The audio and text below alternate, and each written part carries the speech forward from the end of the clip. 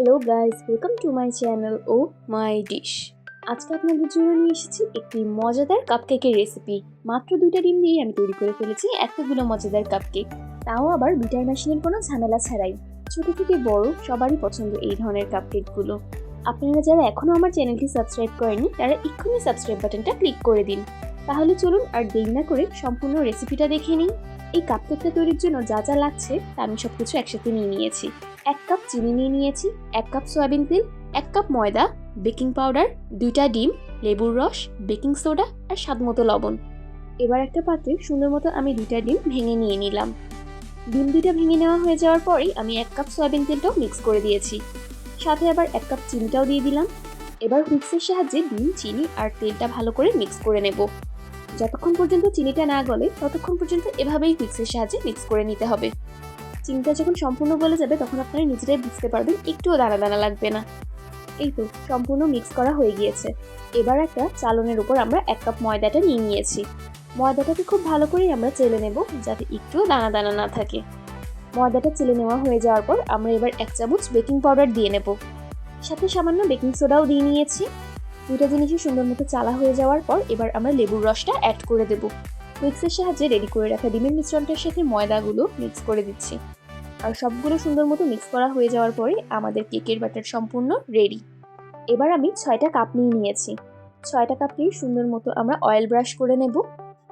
Oil brush করে দেওয়ার কারণে কেকটা একদম পারফেক্ট স্মুথলি উঠে আসবে। এবার আমরা রেডি করে রাখা কেকের ব্যাটারটা দিয়ে দিয়েছি।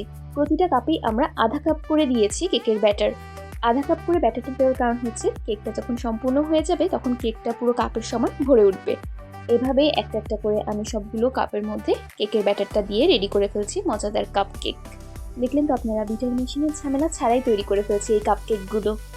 এবার আমরা গ্যাসের চুলার উপরে তাওয়াটা প্রথমে দিয়ে নিয়েছি, তার উপরেই ফ্রাই প্যানটা বসিয়ে দিলাম। এবার একে একে 6টা কাপ বসিয়ে দিচ্ছি। সবগুলো কাপ সুন্দর করে সেট করে দেওয়া হয়ে যাওয়ার পর আমরা ঢাকনাটা বন্ধ করে দেব। যে একটা ছিদ্র আছে সেখানেও আমরা একটা কাগজের টুকরো দিয়ে বন্ধ করে দিয়েছি। একদম মাঝারি আছে 40 মিনিটের জন্য এভাবে রেখে দেবো।